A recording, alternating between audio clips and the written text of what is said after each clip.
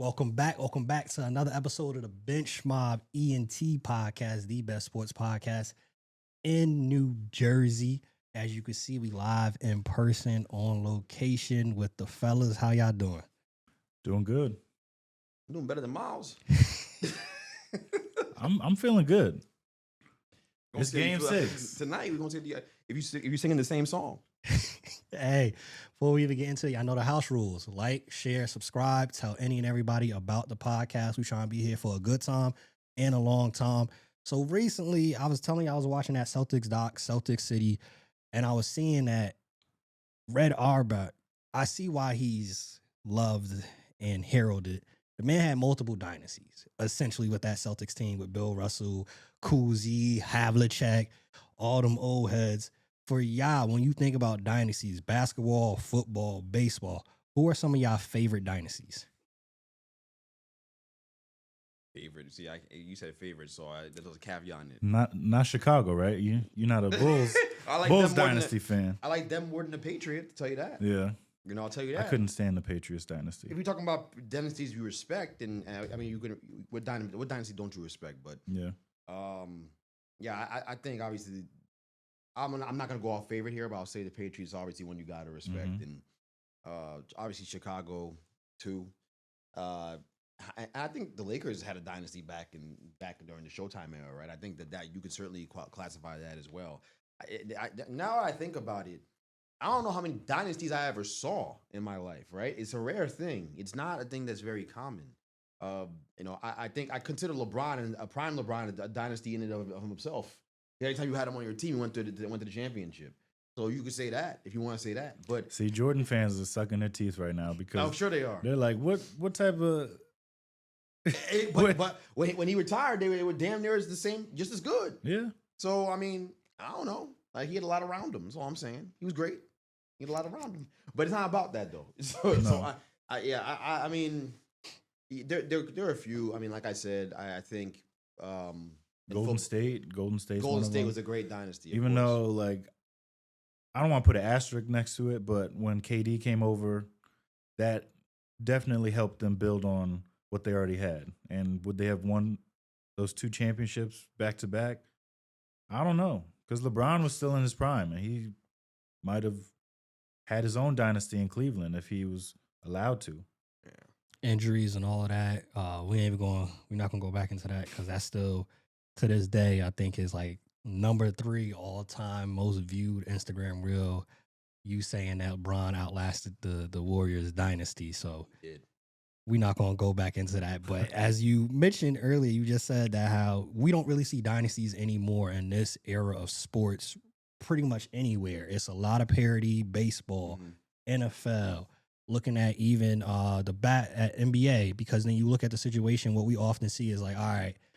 We changed kind of the definition of dynasty now. It's like, oh, if you win 2 in 4 years, we now are saying it's a dynasty, when normally it was like, all right, you got to win 3 in a row. But we see baseball. You win 1, lose, you get back. Oh, that might be a dynasty. Basketball. We haven't seen a repeat champion in years.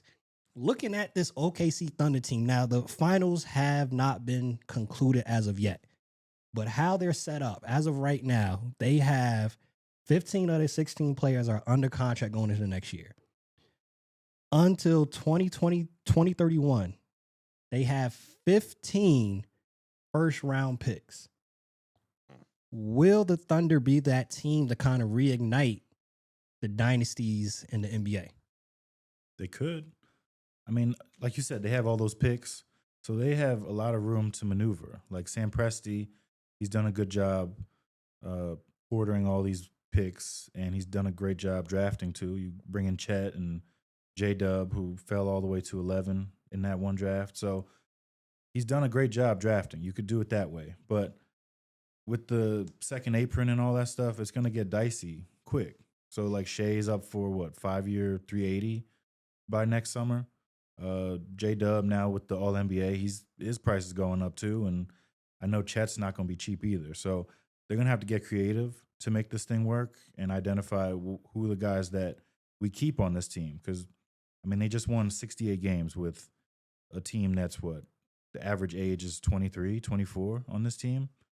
So they could be really good. This is a special group that they got going, and they're fueled off of camaraderie and youthful exuberance. So, like he's the head of the snake, and J-Dub, I think I don't want to say he's just as good, but he's just as important because he plays both ways, and he showed it even in the last series that he can take over games too at some point. So it's going to be fun to watch this team grow, but everybody's building up their teams moving forward too. So whether they package some of those picks with maybe Chet or Hardenstein for something else that fits this roster better and can, withstand this apron a little longer, that's going to be the key.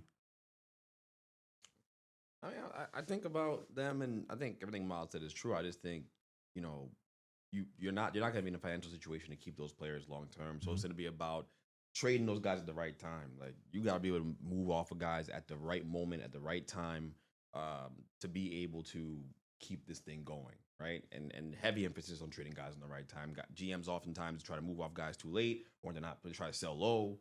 So whoever you decide is expendable, you better make sure you're trading them when they're playing well, which is not an easy thing to do. And you're going to look bad in the moment, but in the long run, you don't look bad, right? So that's the important thing for Presti. But I mean, in terms of reigniting dynasties in the NBA, I don't think so. I think if that Celtics team couldn't get it done multiple years in a row, I'm not sure many teams in this generation and this new era of the NBA are going to be able to do it.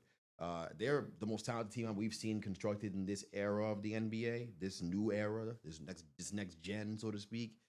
And they, injuries got them. Injuries could get the Thunder next year. Not wishing that, but that's just the reality of the sport. And also, like Miles said, there are a million other teams that are going to do a lot of things to get better, and Giannis could be coming to the West before you know it, right? I'm sure the Bucks want to trade him to the West instead of trading him to the East. You don't know how this is going to go. So if he gets traded to the West and he goes to San Antonio, well, then they're the next dynasty, right? Mm-hmm. Except we don't know if Victor Wembanyama stay healthy long. We don't know all those answers. We don't have. And then the Lakers are gonna make a move. They're gonna do something. Like, there's a move up their sleeve with Luka and them having new life with Luka. So, yeah, I don't see them having a long-term dynasty. I think that had things broken differently this year, you never know. Like, they may not be there. They're a great team, all-time great defense. I think all those things are true. But long-term success, like winning multiple championships in a row, I don't see that. Especially when you pay Shea that money he's rightfully deserved, and he's earned. I just don't know that they're going to be able to sustain that. Yeah, SGA going to get that super 380 bag. is insane. That's crazy. Super bag. And I think they said him and Jokic are the first ones possibly where we talking about a conversation of they making $80 million a year. Yeah. And it just speaks to, I was telling Nikki the other day, just breaking down with like the sports aspect and how far sports has come. MJ made most of his damage, most of his money as a billionaire off the court. It was his last year, like with the Wizards, where we saw like a $30 million contract, $40 million per year type of contract for him. Wasn't till the back end of his career. We are looking at an era now, though, where players are going to become billionaires on the court, not including off the court what they do. Yeah. You talking about $80 million a year? That's next year, possibly next 2 years. Imagine in 10 years from now, it's going to be contracts talking about $200 million a year, $250 million a year. And that's the thing. Shea is still young. So after that contract's up, he'll be what, 31? So you don't think he'll get another Supermax from that too? Another one. He's going to be a billionaire at some point. Yeah. Easy. And that's just on the court, which is completely a different space of where we're at now in sports. If my children want to play, we's locked in 1,000% for sure. We mentioned at the beginning of the episode, you said you feeling better because, hey, the Knicks is down 3-2 or 2-3, however you want to view it. They have to win Game 6, obviously, to save the rest of this season. As of right now, currently stated, if the Pacers win tonight, it's been conversation about a Pacers Thunder finals matchup possibly. A lot of mixed reviews. I don't want to watch that. That's booty. Hey, you got the sect of people saying if you were really a basketball fan, you going to tune in. Is popularity the barometer of if the NBA finals are actually good? Should that be the barometer? Like how popular and how was the ratings and how was the views? Is that the barometer on whether or not this upcoming finals actually did well? I feel like it depends on market. It depends on what stars are in the finals too. Like when we had Cavs Warriors, everybody and their mama was tuned in because you got LeBron going up against Steph and all those guys. If it's Pacers OKC, sure you got the MVP and Shea, and I mean J Dub, he's a growing star too, and Halliburton he's held his own in the playoffs, but none of those guys really push the needle when it comes to maybe even globally to the impact of a Steph Curry and a LeBron and even a Durant.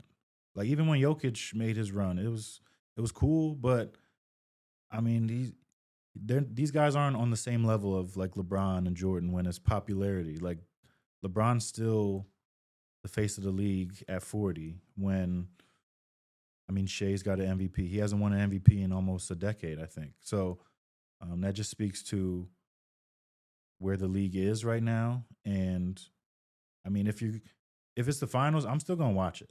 I'm still intrigued to see, like, can Tyrese go up against a great team like OKC, or is Shea gonna show up in the brightest moment of his career?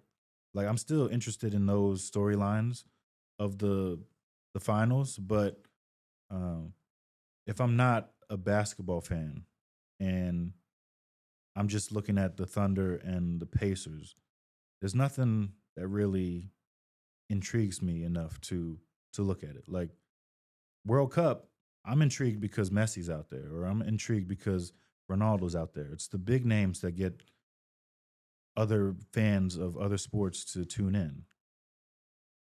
Nah, I mean, look, bro, how many real basketball fans enjoyed that Denver Nuggets series versus the Miami Heat a couple years ago, right? I don't know. I think no matter how much of a hoop purist you are, you didn't love watching that. And I think the numbers translated and showed that. And I think that there was just no buzz around the series. Like you could feel that. That's stuff that's tangible. So when people act like that stuff doesn't matter, they're being disingenuous no matter how much they love basketball. It's a lie. All right. OKC versus Indiana is not a sexy matchup.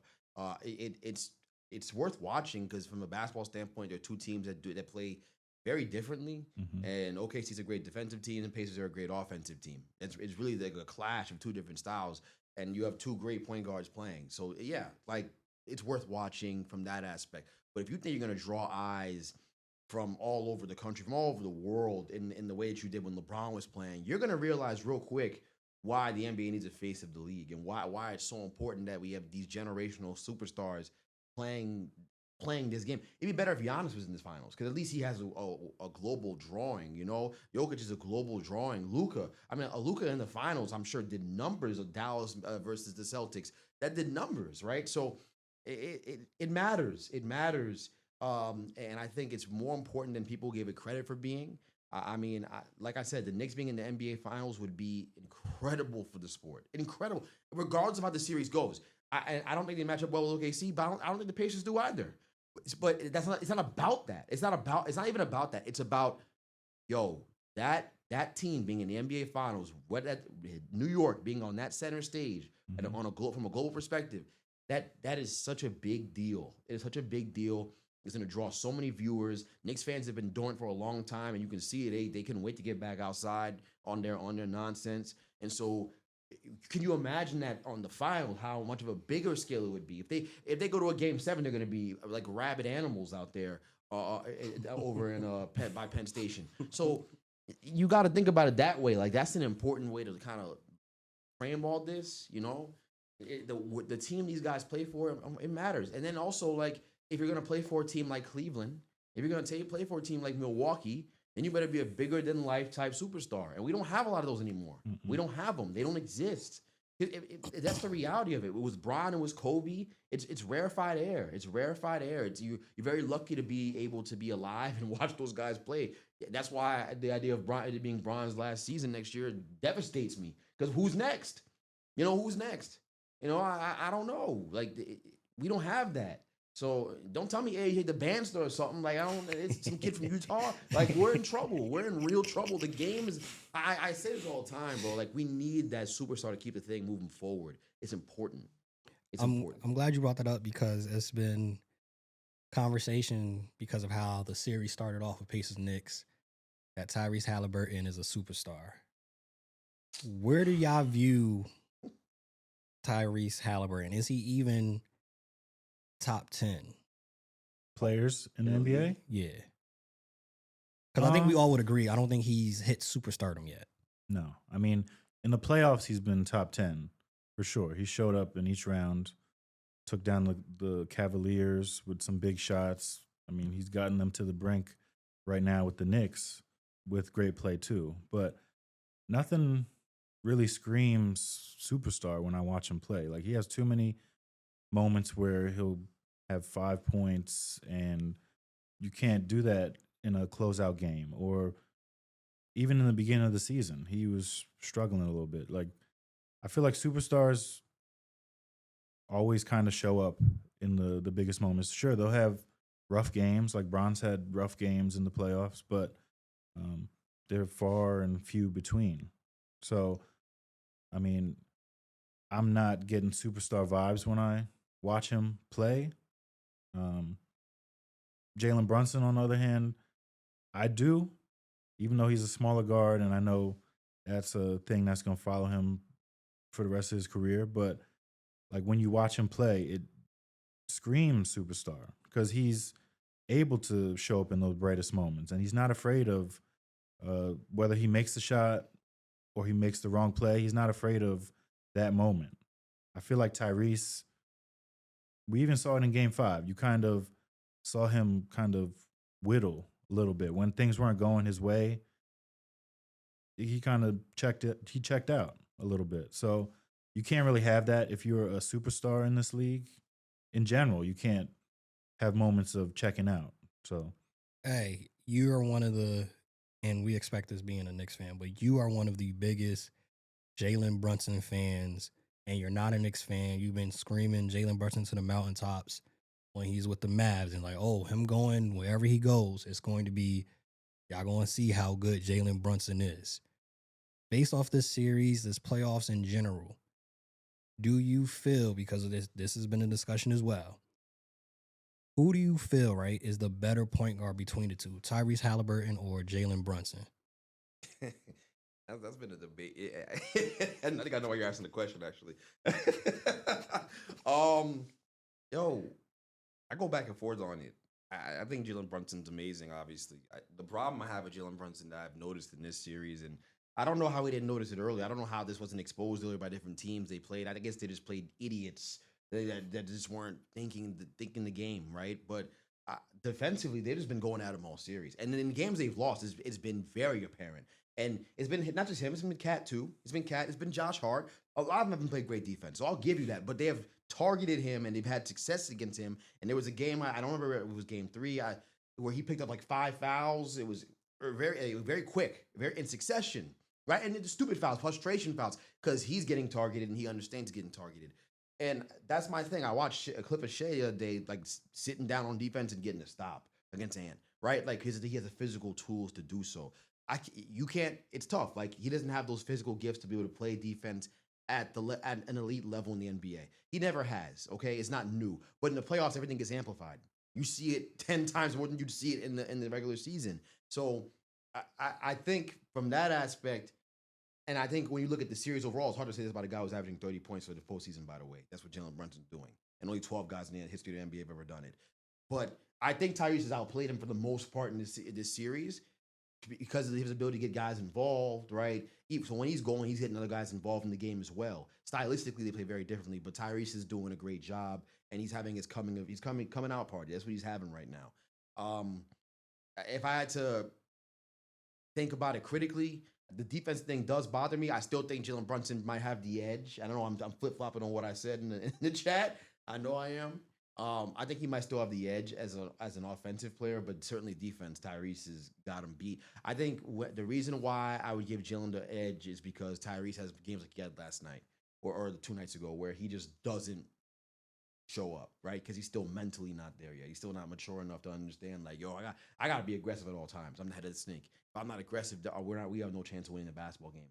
Jalen's always in attack mode. I'll give him. So, like, I think he deserves at least, like, they should be on equal standing at the very least because of that. You know what I mean? But as far as the Tyrese superstar conversation goes, again, for the 50th time, I always, my barometer of superstardom is just, hey, like, if you're on the team, no matter what's around you, do they have a chance to win every single night because you're there, and do they have a chance to win any given playoff series because you're on the team? That's the way I look at it. That is that simple to me. Is that Tyrese Halliburton right now? No, I don't think he meets that criteria. I think he gives you a great chance to win basketball games. Do I think he's going to carry you to get to wins? I don't think that's the way he goes about playing the game. You know what I mean? And that doesn't mean that he can never be a superstar, and you can't be a superstar with that kind of pass first mindset. I'm not saying that, but what I am saying is that I don't think he's like good enough to be the ecosystem your team revolves around, right?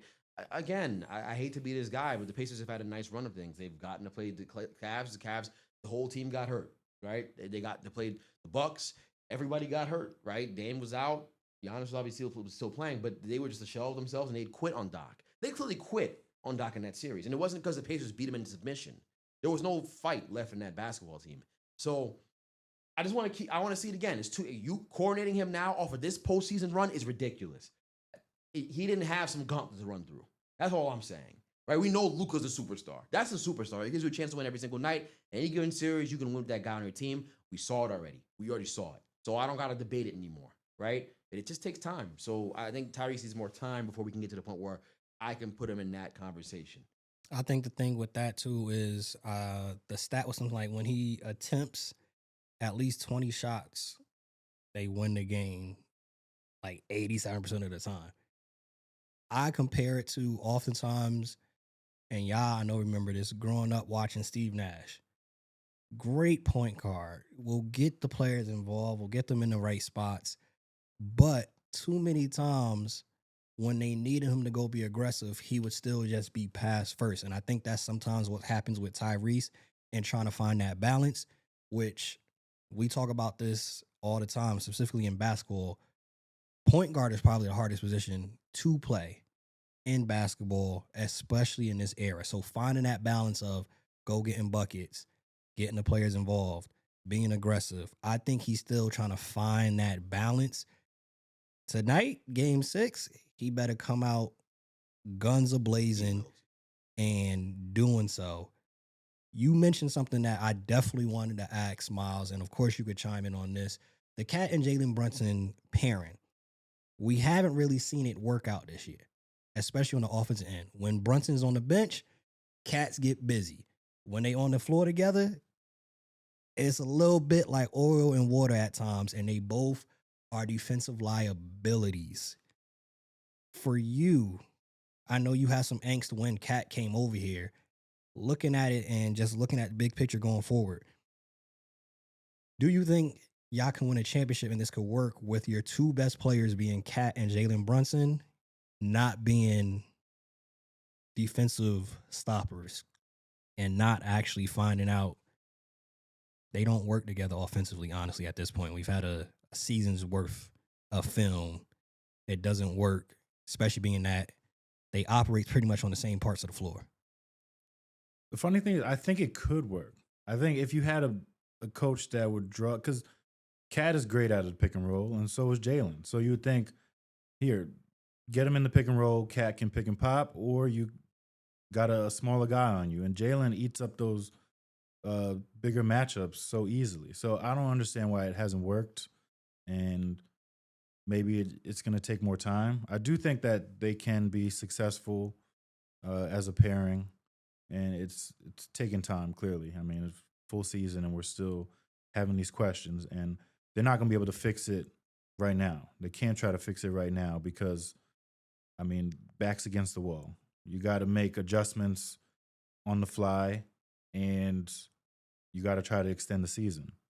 So if you have to play them off each other, or because they're going to close games and they're going to start games, but that middle portion, they're not going to be out there as much and that's fine.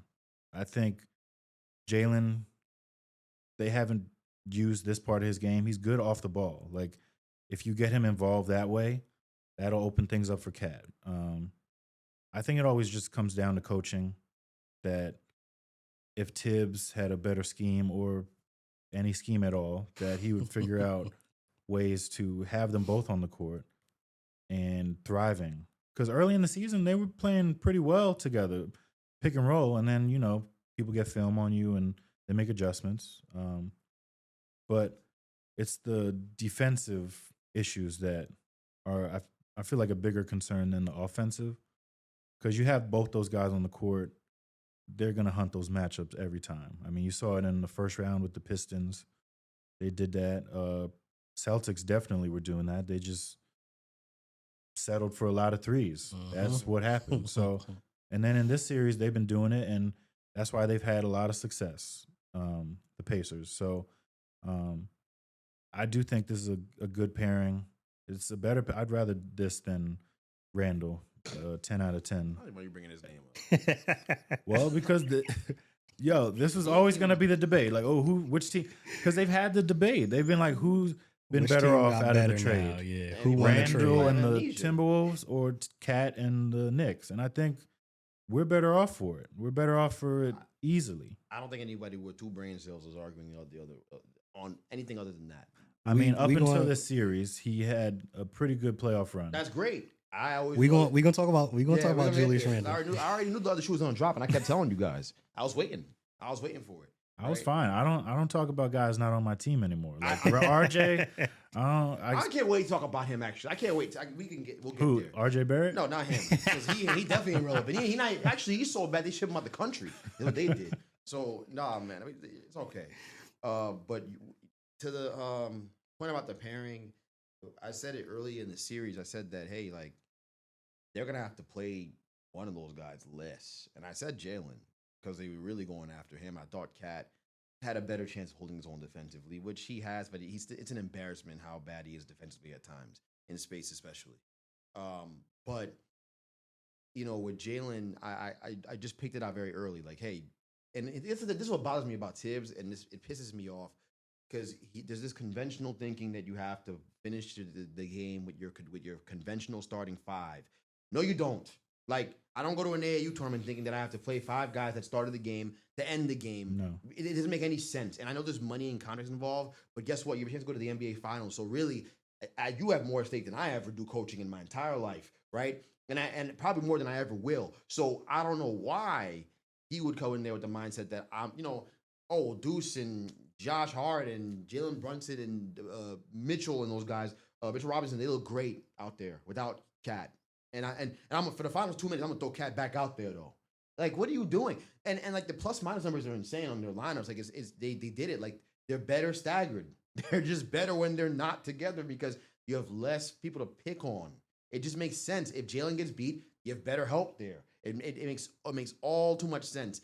And it took him too long to figure that out in this series. That's a big part of the problem. It took him way too long. And I think it's part of the reason why they got beat in that first game, how they had the historic loss, to be honest. Because you're trying to coach and you're trying to do this thing the way you've done it the entire time and stick to this regimen. No, if you see a group playing well, you leave that group out there. That's the bottom line. You do not mess with that group, especially in the playoffs. Until there's a stoppage in the game or something of that matter. Then maybe you can talk about your assistant coaches, but he's been bad at points in the postseason. He's been bad at this part at points in this series. Truly, he has been.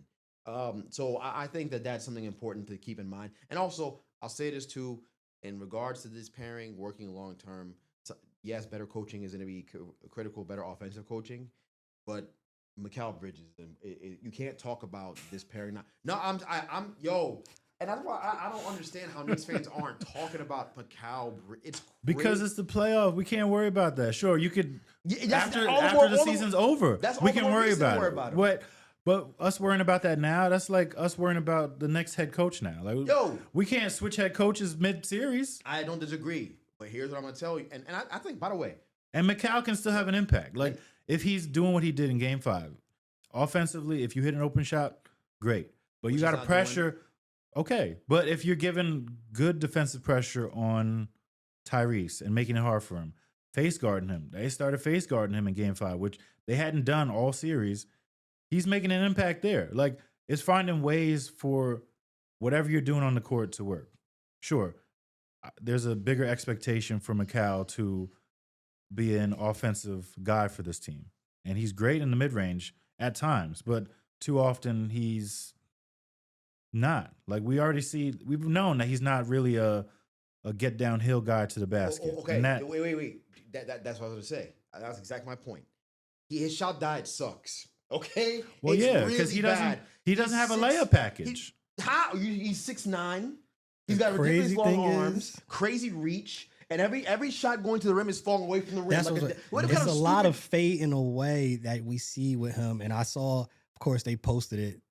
Phoenix and his time with Villanova. I don't know what happened this offseason, but he was dunking on people. He was doing the regular layups. He didn't have the hitch in the shot.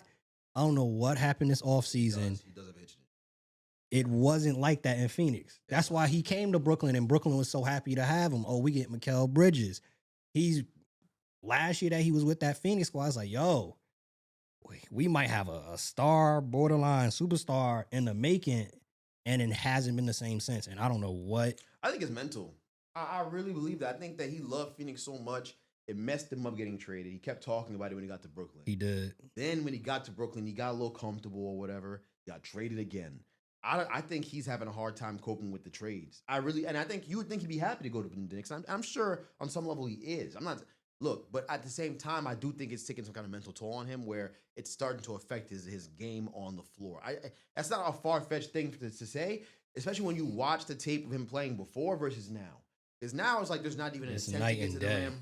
It's and then the defense is the part where you see it the most. The effort fluctuates. I don't need anyone to tell me. I don't need a Knicks assistant to tell me. I don't need anyone to tell me that. I watch it. That guy is not fighting to get over screens with like the way. And we're watching a postseason where that's the story of the postseason. Caruso does not get screened. Lou Dort doesn't get screened. Aaron Nesmith doesn't get screened. They don't get screened. They refuse to get screened. They will run your ass over as opposed to getting screened. And Mikal Bridges is getting screened. He's getting screened. OG's getting screened. But they brought you guys here to play defense, though. That's the whole point. And the only way this works is if you guys are doing your part defensively, because Jalen can't defend at that level. He cannot. He can slide all he wants and keep guys in front of him. They will shoot over him. He's too small. And Cat is just Cat.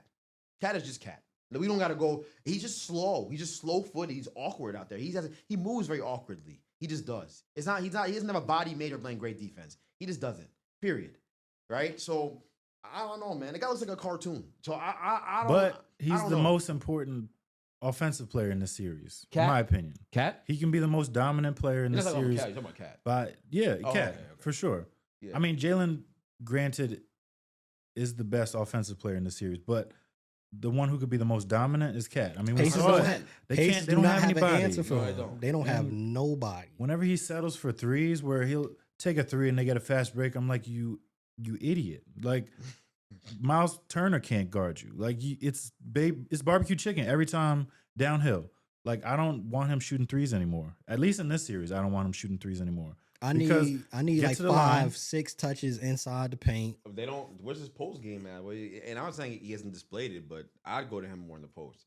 You haven't attacked him in the perimeter all the time. Force him to go down there. I'm agreeing with you on that aspect. Like Jalen Brunson, Josh Hart, whoever got the rock. I'm not giving you the ball on the wing, bro. Every single time he is in the paint, it's either a foul, a bucket, or he does one of his stupid things, the awkward things where he misses the layup or something like you know that. he's really bad at driving to the rim and making a quick pass when he reads the help. He's not. He's just trying to go straight. That's why he just runs go right into you. I'd rather him just be in the post. That's what I'm Attract a double team, make a pass out of that, and he's not Don't be that on the great at wing. that either. From what I've seen from him, the passing out of double teams. I don't feel comfortable with him making decisions out of double teams. He don't even feel when the double team coming at times. Yeah, like there's times where he doesn't it's- even realize it's there until it's too late, right? But I'd still rather him be there. I'd still rather him put, because at least then you're creating an advantage basketball for everybody else. Now you're playing 4-on-5 or whatever, 4-on-3. You're creating advantages for everybody else. It makes it life easier, or creating open shots.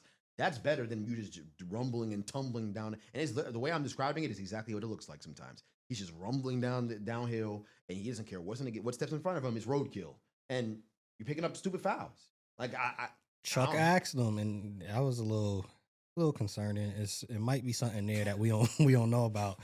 But Chuck asked, like, why you gotta stop with these stupid fouls? And this man responded, I don't know. Like, I gotta ask the good Lord. God ain't got nothing to do with that.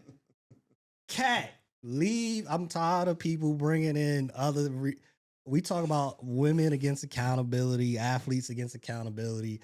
Yo, take accountability. Mhm. God, Buddha, Dominican Mother's Day ain't got nothing to do with the terrible, and it's obvious fouls. You can see on the replay, push. You can see rumbling, tumbling in. The person is waiting there for you to come.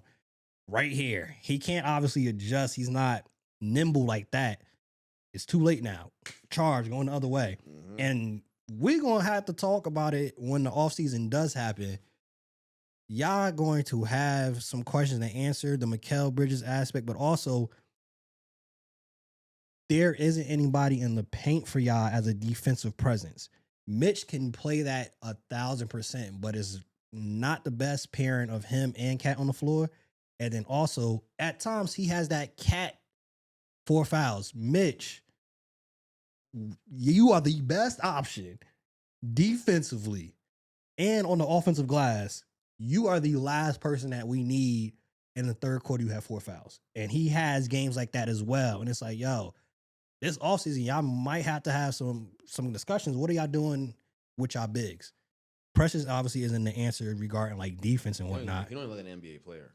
When he goes out there, he don't even look. That's why it's funny when Carlisle and his pressers between the games, he's like, "Oh, we haven't even seen Precious yet," or they have campaign. He's great off the because he wants to see those guys because they stink. They're not NBA players that should be playing in a series like this with the importance of winning games. Like Precious can give you a couple minutes. Campaign can give you negative 2 minutes because he's not a player that should see the floor ever. Campaign's a heat check. He's a microwave guy. Yeah, and look, he had one game against the Pistons where it worked out. He had like 15 points, but he's been a minus every game that he's out there. And you see the impact of DeLon Wright. He could be out there for 5 minutes, and he's had more impact than Cam's had all season. Because Cam's trying to score, and DeLon Wright's doing all the little things like diving on loose balls, stepping in with his body and help, taking charges. And that's why it's so frustrating. He gets deflections. Like, yo, I don't even like that. That's what basketball is. DeLon's a basketball player. That's what he is. Like, period. He's a professional.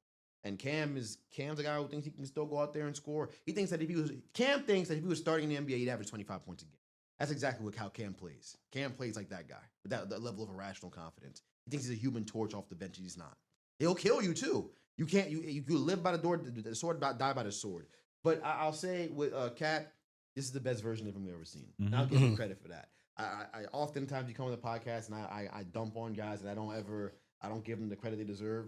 I'll say that he's the best version of him we've ever seen, and he deserves credit for that. And that performance he had in Indiana, right, to win that game, that was his moment right there. So he deserves credit for that. But he does. With the fouls, this is what Indiana wants. They want you in foul trouble because that means you got to sit on the bench. And you got to put Precious. Yeah, then you got to put Precious or Mitch in, and they're like, whew.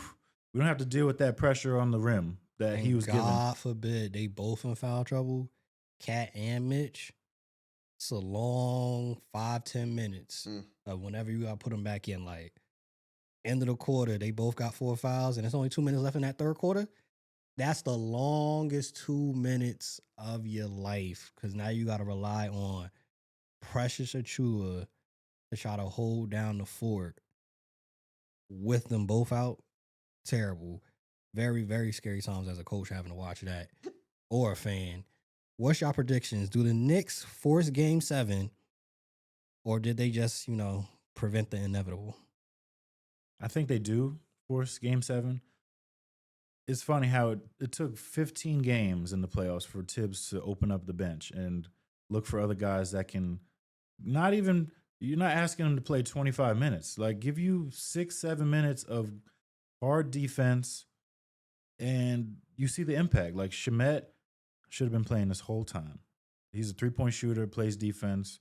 DeLon Wright, same thing.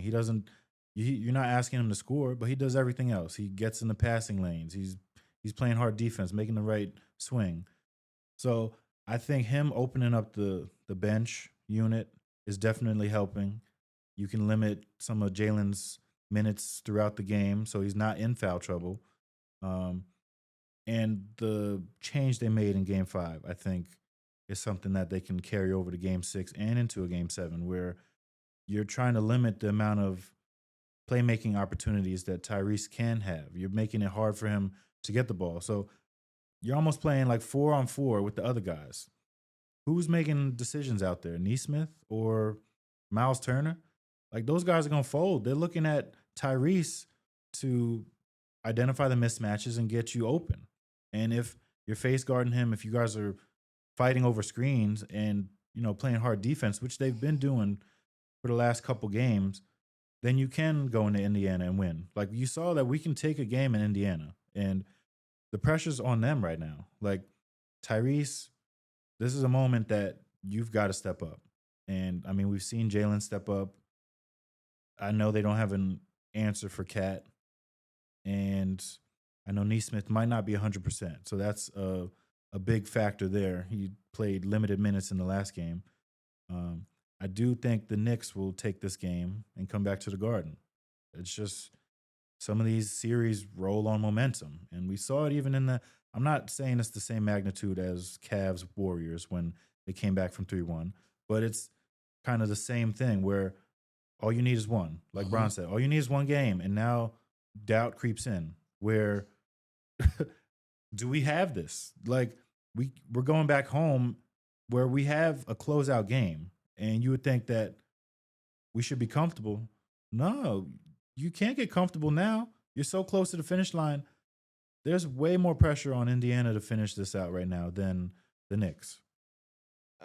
Yeah, I mean, I'm gonna say I'm hoping that we get a Game 7. I'm praying that we get a Game 7, and I think we will. But I like the Pacers' mistake they made in the last game was that, and I hate this as a coach. And I see it all the time, and I see it from the kids, which is crazy. I was so shocked by this. Is that Knicks were getting driving lanes and they were beating their first guy, and then the help defender just stepping in with his hand and swiping at the basketball instead of stepping in with his body and shutting off the lane altogether and forcing him to take threes. I think going into the fourth quarter, the Knicks had like 20, maybe 22, 3 attempts, like just around that kind of range.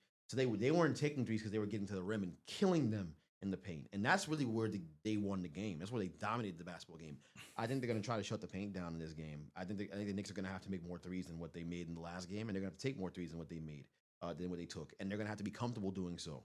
And that's the bottom line. They need a big day from guys like McCall, big day from OG, guys that to make threes.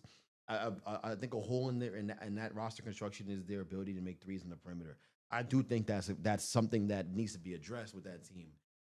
But if they can do that, if they can make those shots, they're going to win the basketball game. It's just a matter of if they're going to make them, because they're going to make it harder to drive the basketball. They're going to show more. There's going to be more of those ugly yellow jerseys in your way. It's just going to be the reality of it.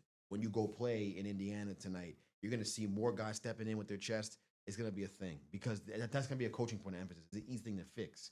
I just couldn't believe I saw it from guys in the Big 20, 25 as professionals in the NBA. I saw them not stepping in with their bodies and allowing these drives. So that's my concern, is that the fix is kind of easy defensively, but I still think the Knicks can win the game. They just got to make shots. They got to make it harder for these guys. They got to make the help defender think twice about stepping in to help.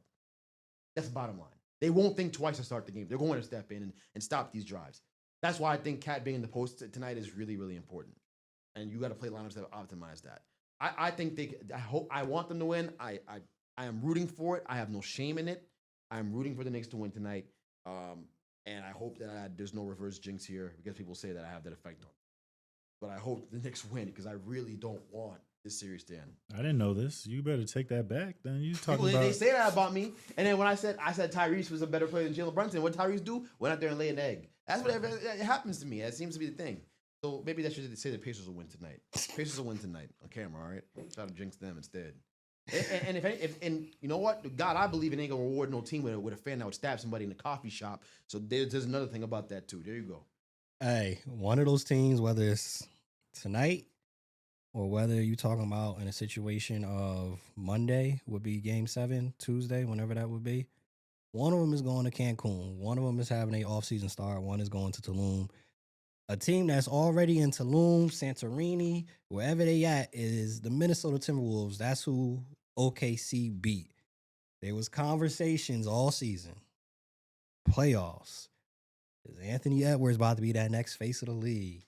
Is Antony Edwards on a historic run? He got Jokic up there. He beat Bron. He beat Steph. Beat KD. Where does Antony Edwards go from here? Looking at this offseason for him, Timberwolves in general, which we will get to, because we got to talk about Julius Randle looked like he was going to get the Supermax the first 2 series. And when they needed them, we saw the Julius Randle revert back to old ways. So specifically though, Antony Edwards, where does he go from here this offseason? I mean, he's got to work on making his game more efficient. Things are too hard.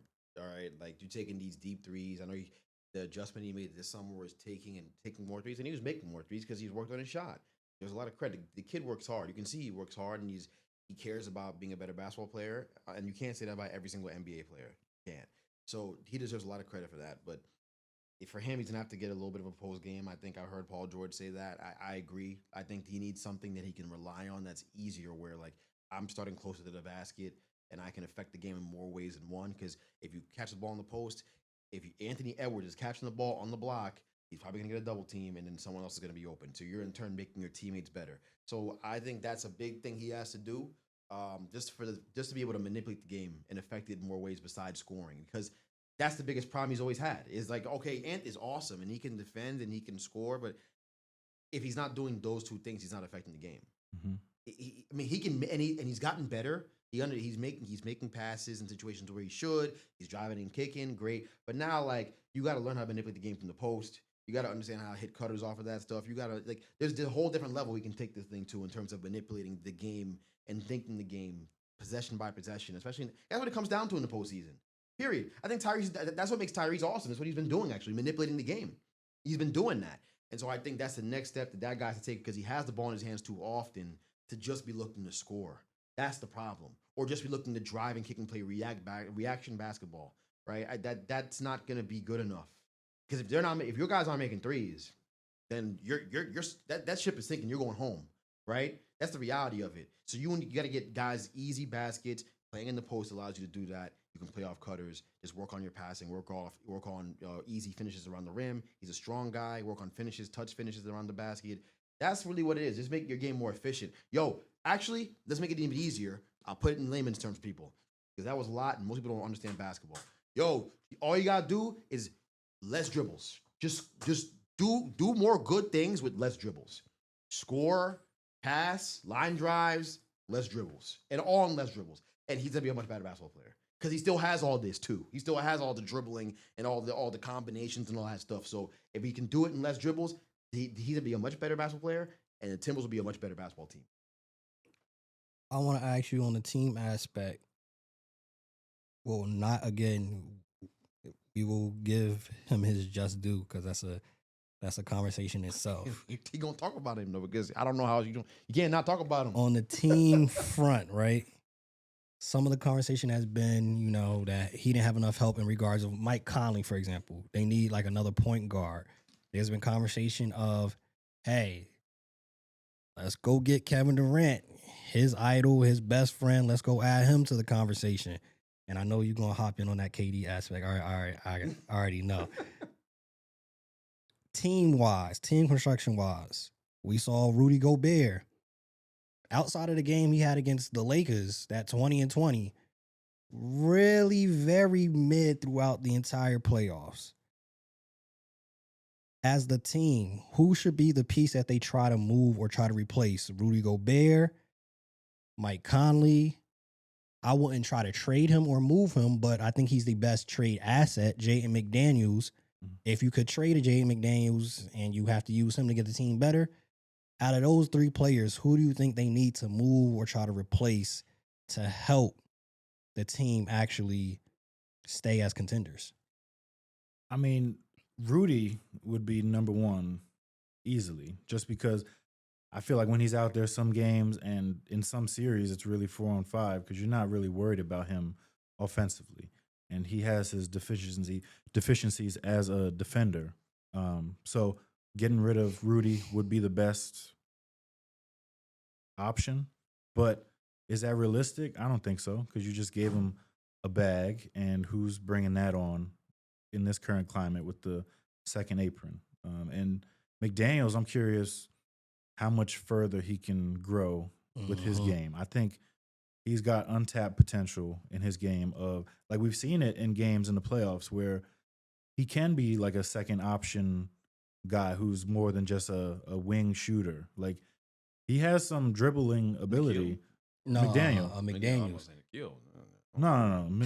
But Nikhil had a great postseason, so he's going to get paid by somebody. He's a free agent. He's going to get paid, and it's not going to be by Minnesota. I'm sorry, but McDaniels, don't trade him, even if it's to try to get Durant, which I don't know if I would do that. I think that doesn't really elevate their ceiling that much.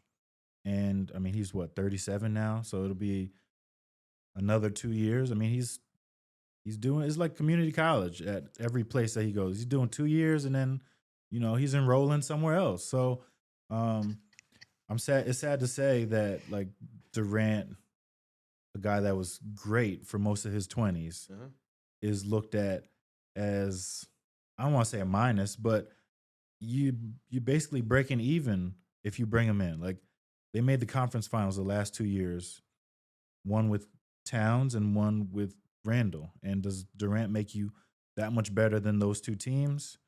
Maybe in the regular season, but playoff time, I don't think so. Yeah, I had 2 back-to-back conference finals appearances. Whoever you bring in should be somebody, or pieces, maybe it's not one player, but pieces that get you over the hump. It hasn't been the best rosters in Minnesota, but that's how good Ant has been.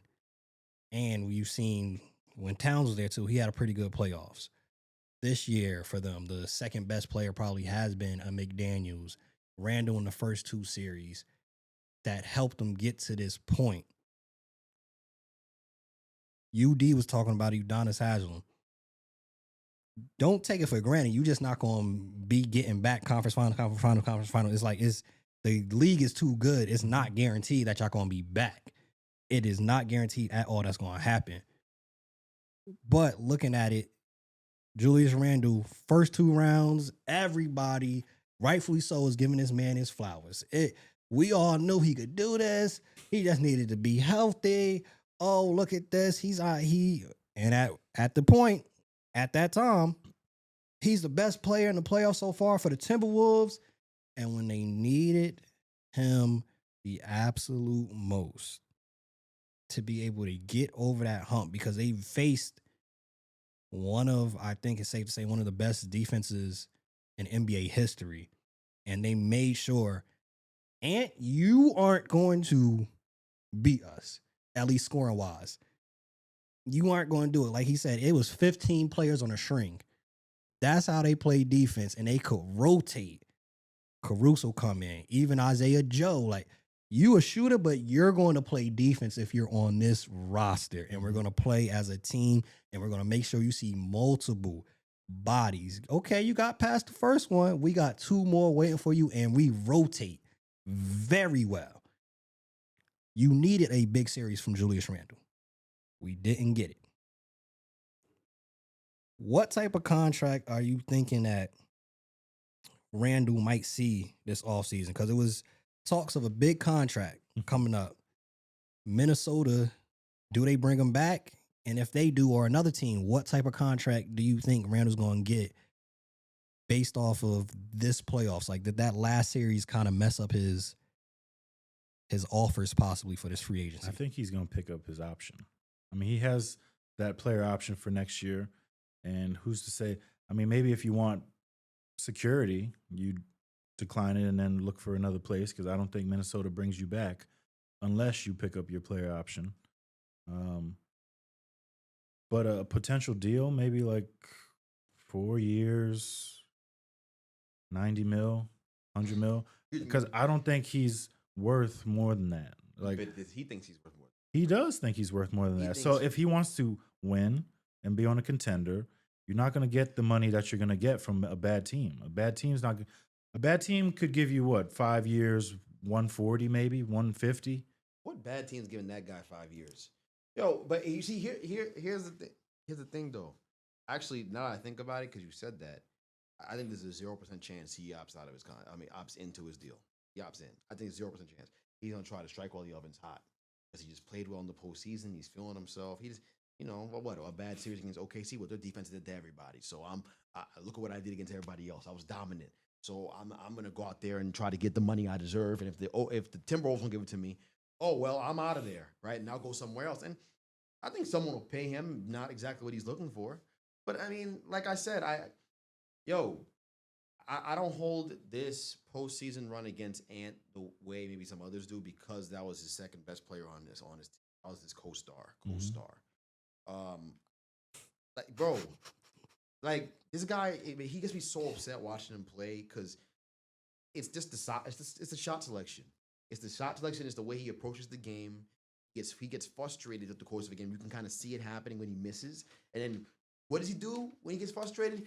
He rages out and takes terrible shots over 3 or 4 defenders, and he does it all the time. And then when he's missing, and people and the body language of his teammates change. He's like, "Yo, what are you on? What are you doing?"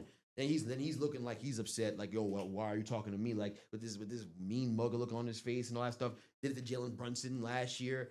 I'm telling you, bro, that I would not want anything to do with Julius Randle on my basketball team. I would certainly not want anything to do with him if I'm trying to win.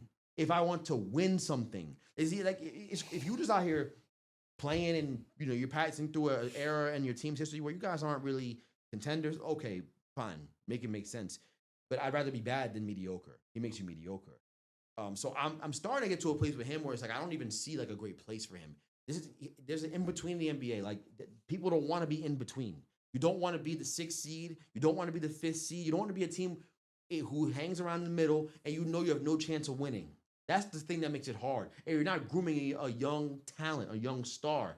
So where guys like Julius Randle fall off and why their exit from the league is never graceful is because he's a good enough player. He's talented enough, despite his stupidity on the court, to make you a good team. You're going to win games because he's there. He's going to hit some game winners. He's talented, super talented. But then you're not actually good enough to do anything in the postseason. So you're not getting a top 10 pick. You're not, even with the lottery, you're still trying to aim. You're still trying to position yourself to have the ping pong balls to give yourself a shot at a generational player. And he takes you out of that running, but he doesn't put you in the championship window running or like a conference final running. It worked out over in the Timberwolves. They're a talent. They were a pretty talented roster. I think with McDaniels, DiVincenzo came alive, right? Ant was amazing. He's a big part of the reason why it happened. He dragged them there too. But I think those things are all factors. You think about that guy's like basketball future. We're talking about next contracts. It's not going to be an easy thing to negotiate because where does he put you? And he's not a complimentary piece for another superstar in the NBA. You just watched it happen with Ant. Who are you going to put him with where he's going to look better? He couldn't make it work. Make it work with Jalen Brunson. Where you're going to go put him somewhere else. So that's where we're looking at with him, and that's why when guys are out the league and guys go, "Oh, he's so good. Like, why is he not in the NBA? He's so talented." Isaiah Thomas still give guys buckets and everything like that. It's exactly what I just told you. It's exactly what I just told you. Like, no one wants to be in the middle. No one. And they don't think they're going to come in and be a compliment. And Isaiah Thomas is not a great example. I think he would come in and be a complimentary piece for somebody. I didn't mean to say his name. It's just like in the DeMarcus Cousins' career ended early. Guys like that, right? Whatever. Name the guy. So those things are all important factors to take into account. You talk about the guy's NBA mortality. And we're headed there. He's still talented. He's going to get his contract, but this will be the last big contract he ever signs. I firmly believe that. And another thing, too, with the KD thing, and I said this yesterday, too.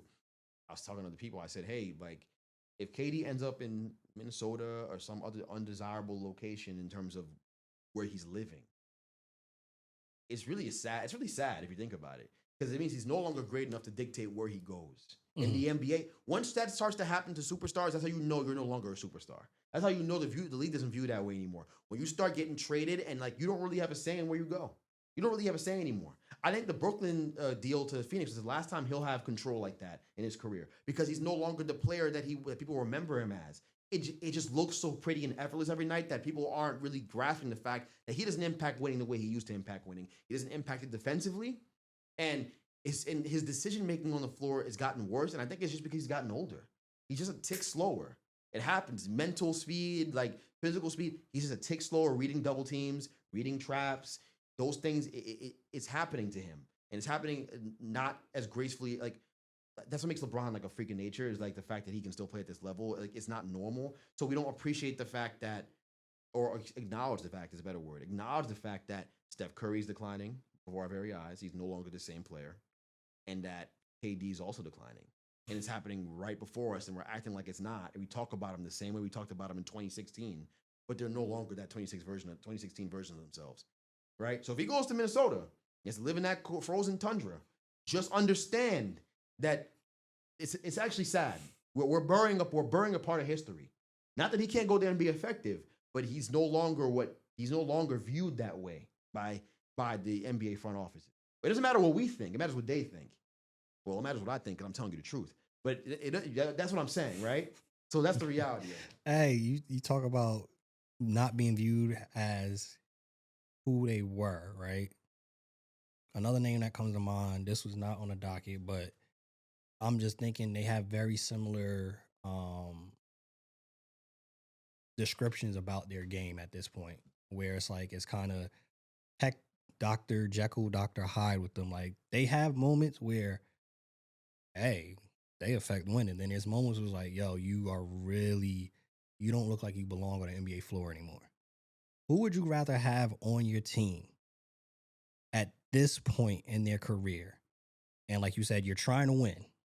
Who would you rather have on your team, Julius Randle or Russell Westbrook? Julius Randle. Yeah, Julius Randle. I don't even get this close, honestly. Julius Randle. That was quick. That's easy. It's easier than them little games you play and whatever, too. That's Julius, bro. Julius Randle. And not even a question. He can still score the ball for you.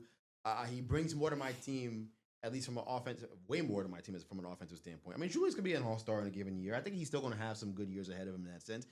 It's just deceptive. You think because those things are happening that he's going to be there for you in the biggest moment. He's going to help you win. He's going to impact winning in the postseason. Like the postseason's real basketball. Like it's real basketball. Like if you don't know how to play at a high level, you get exposed. If you don't know how to think the game and think through possessions, you're going to get exposed. Julius has never been great at thinking on the basketball court. I'm sorry. I mean, I saw it in the Knicks, with the Knicks. He's never been good at thinking on the court. He is just trying to score. He's a bull in a china shop. Like I imagine a bull running through China, like fancy China plates when I watch that guy play. That is the way he plays basketball. That's the way he approaches the game. He doesn't give a damn about the nuance. None. Nuance be damned. And to be fair, actually, it's funny this comp is being made because they're both like that. Russell Westbrook's the same way. He's the same way. But Russell is really at the end here. Okay? Like, I know he told us he had broken bones in his hands. God bless him. Get better. Get healed up. Get surgeries. That's not going to fix his shot. He can't shoot. Right. Like, is that why you were missing? Right. You were bricking every shot Was that it you your took. left hand or your right hand? You ain't tell us the hand. It's probably his left. He might have shot better if it was his left. So, yeah, Randall and Russ.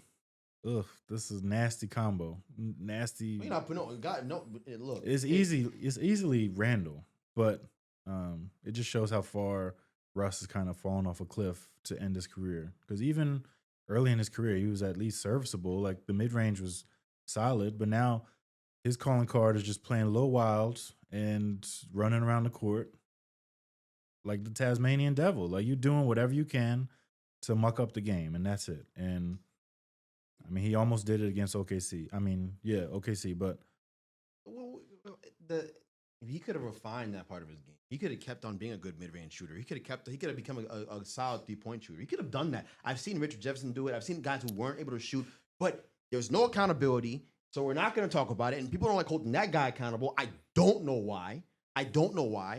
He didn't refine his game as he got older. And I said for years, I'm like, that game is going to age really badly because he's a jump shooter. He relies on his athletic ability. Everything he does is about him leaving the ground. explosively. You're not gonna, and it's not gonna last, bro. Like everything. Yo, I'm turning 30 this year. I played yesterday. Everything hurts. Everything hurts. It's on a much higher. He's a great athlete. Premier, I'm not comparing myself, but I'm saying like, yo, how old is he? Like 35, 36? Yo, like everything hurts. Couple bro. knee surgeries. Knee surgeries. You dunking, talking about I do what I want, dunking on people. You landing on the ground. Yeah. Like, come on, bro. Like, yo, okay, you want to do what you want, but now like the problem is like now you're hurting. Now you're hurting. It's a part of them. It's a part of life. It's a circle of life, bro. Like we all get older, and if you're not refining your skills, you don't got a little post game, you got a little reliable post game, you got a little touch floater in the paint, whatever. Like you gotta be able to live off something. And that's the thing that bothers me about him is that he never refined those skills. I don't know what he'd be working on in the summer. I've seen little workout clips of him running around through like guys holding like pogo sticks and they're like trying to contest his shots and they're like difficult shots. I'm like, that's not what teams want. You're not gonna be doing that anymore. Simplify the game. Simplify it. Become a really good shooter. You'll have a nice touch shot in the paint. Right? You can still pass. You're an intelligent guy. Like you can make plays out there. Like you don't average triple double by not being intelligent. It could have been that way, but it wasn't. I think also this summer, work on more than the corner three. You can knock down the corner three. Teams see that in the playoffs. We're not giving Russ the corner three. Be able to hit the three elsewhere throughout the court because we saw it. He shot it here and there, but he was really Josh Hart-esque at times where he got it on the wing or the top of the key, wide open, and wouldn't shoot it. But in the corner, he would shoot it with no problem. I think work on the entirety of your shooting in multiple spots, especially when you're with a team like Jokic. If they bring you back, he can find you anywhere on the court. You need to be able to shoot it anywhere on the court. Real quick, last thing regarding the NBA, because we got to talk about call me daddy, Stefon Diggs. Is Naz Reid a starter? Reports came out. He wants to be a starter. He don't know if he'll come back to Minnesota. He wants to be a starter. Is Naz Reid a starter in this league? At regular season, I can see a team starting him. Postseason, defensively, I'm not a believer in his ability to slide his feet on the perimeter, and that's where the bigs have to slide their feet on the perimeter. That's the name of the game now. They're gonna pull you out the paint, and you got to be able to handle switches, handle dribble handoffs. A lot of that stuff going on, a lot of misdirection, and I just don't know that he slides his feet well enough on the perimeter to be a starter in postseason minutes. And I think he can start in regular season for somebody. I think he's gonna get paid because I think what he does really well, teams need. He offers ball handling. He can take the ball off the rim and go down the floor, and he's not going to look foolish doing it. He can make plays. He's crafty with the basketball in his hand. He's a big guard in that sense. He really does play that way. So I think he's going to get paid. He does a lot of things well, really, really well, and his shooting is probably the most valuable thing he brings to any team. In spite of the fact that he can handle the ball and finish at the rim, it's his shooting that makes him really good. That's to get him paid. It's the fact that he shoots the ball the way he does. So, yeah, I think he can start somewhere. I just don't know that in the postseason. That's what you don't expect that. Like you might end up being a 6-man again in the postseason when it counts because then it's about defense and thinking the game a bit, right? Too. So the things you do well may not work as well outside of you shooting the basketball and cutting and getting rebounds. You get rebounds, you shoot the ball well, you're gonna get paid a lot of money. Those are the two things that matter the most to him. So I think he could easily be a starter in the NBA. I think he's right to expect that at this point. I mean, do you think if given what Randall's given as the number 2 behind Ant, do you think he could do that to that same extreme? Like if he stayed and played with Ant? If Naz Reid is your number 2, you're not going to win a championship. No, I don't. Your number 2 needs to be able to play some defense. The number 2 now in the NBA has to be a guy that impacts the game in a lot of different ways, but also can take over while you're the number 1 sitting down. Are you going to run offense with Naz Reid in the postseason series and expect to win games? The answer is no. The answer is no. And he's a heck of a basketball player. He really is. But he's a role player. He's just an elite role player. You know what I'm saying? Those guys get paid. They do. And sometimes the elite role players surprise you and they become legitimate number 2s, legitimate star players. That happens.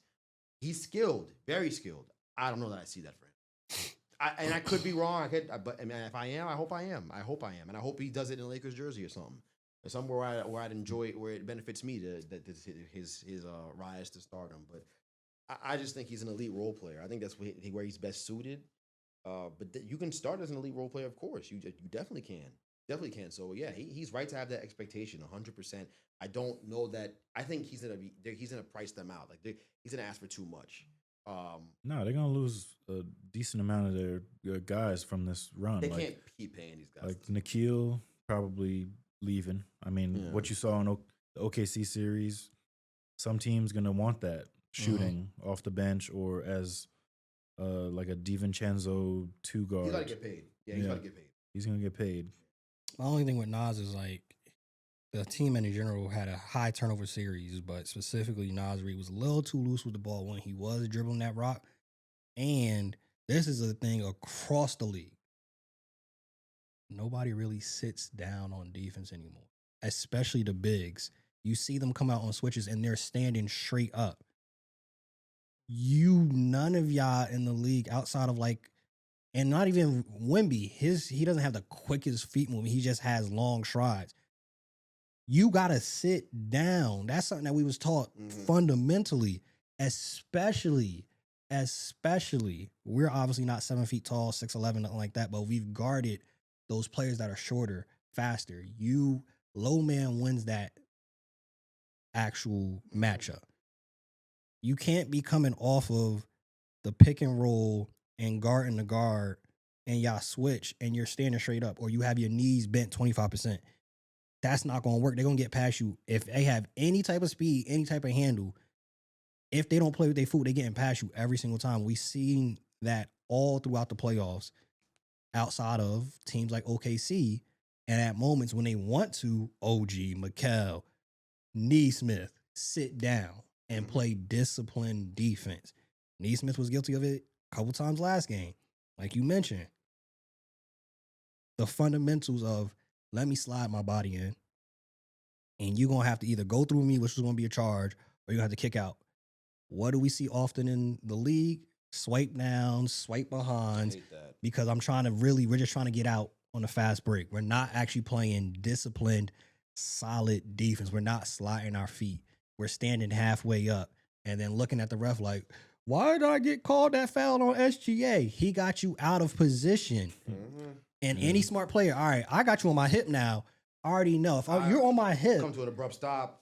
It's a foul every time. You're going to have to do that because I got you out of your defensive position. When we look at the recent video of Stefon Diggs, one of the things that we talked about when we mentioned him coming to the squad for the Patriots is like, yo, yes, he probably still has some left in the tank. The workout videos look great. Every time he works on this summer, it looks great. Great music, great editing. It all looks good. Him and Trayvon Diggs, the brothers, they're working out together. But another video dropped where he's on a boat with Cardi B and a couple other shorties. If y'all want to call them baddies, a couple other baddies was on the boat. And he pulled out a pink unknown substance. Nobody knows what it is. What was your initial reaction and your thoughts on the video that came out with Stefon Diggs, especially being, like I said, when we talked about it first, yes, he got some left in the tank, but we was like, it's going to be more so him being signed there should be good for the locker room and good for that wide receiver core. But if you having videos like this, I don't know, that might take away that value of being good for the locker room.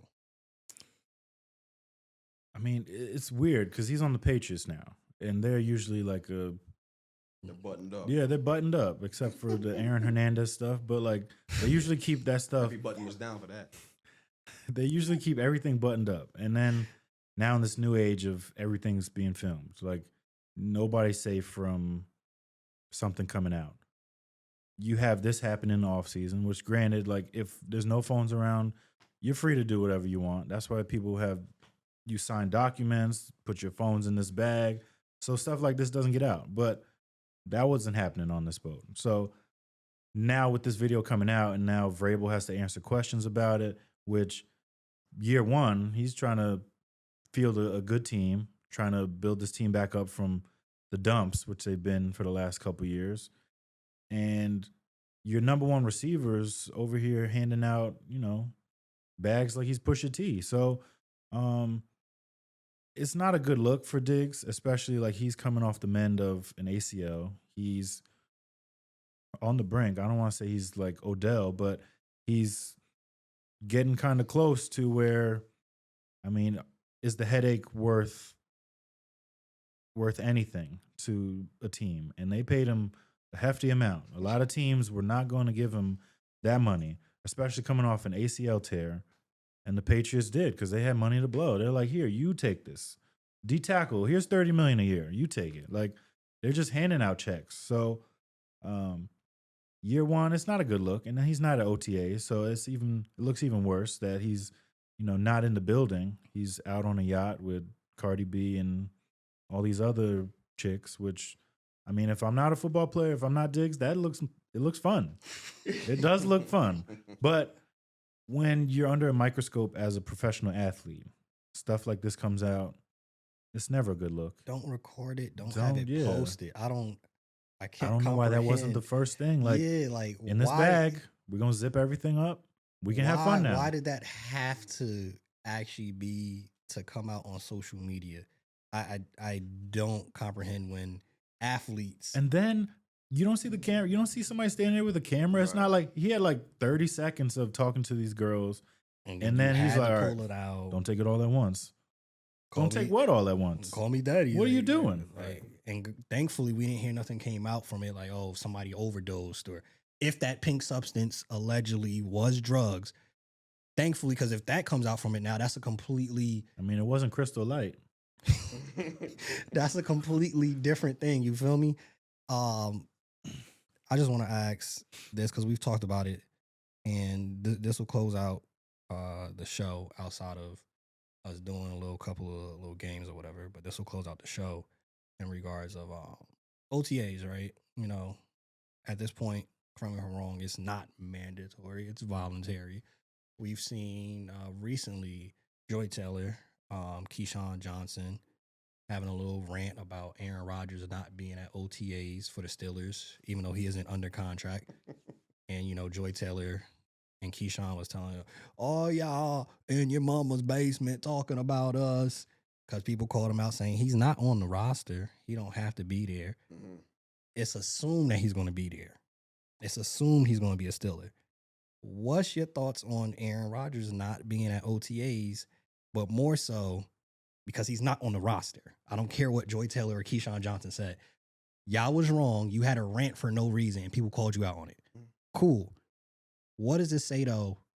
You are at OTAs, and we're hearing conversations and reporters asking the Steelers wide receiver room, what do they think about Mason Rudolph? And they got to make up conversations like, yeah, he has elite skills and elite talent.